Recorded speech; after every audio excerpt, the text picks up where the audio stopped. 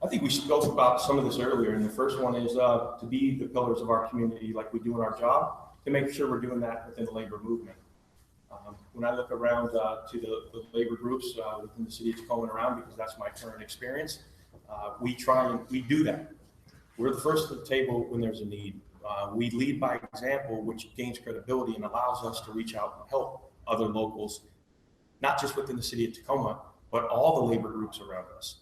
And so I think we need to make sure that we're doing our job at home, and that when we can branch out when we have the time. But we all know these jobs are time and effort, and we need to make sure our focus is making shoring up home before we start reaching out and trying to grow other operations, because that's our obligation to our members who are paying our freight.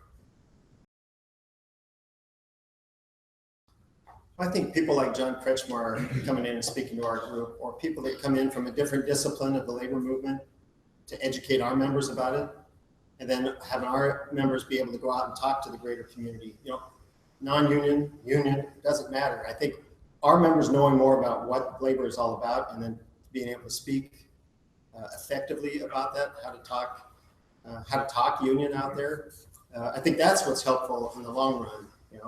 So whether or not we have time to advocate or not, I can't go into the machinists at every one of their meetings and tell them how much we support them, but for them to know that we're here as a resource to them, that's been my legacy at the state council, and I don't take full responsibility for that. We have a board of 11 districts where people bring labor issues to us, and we talk about them at the Washington State Council, and we support or we advocate for them.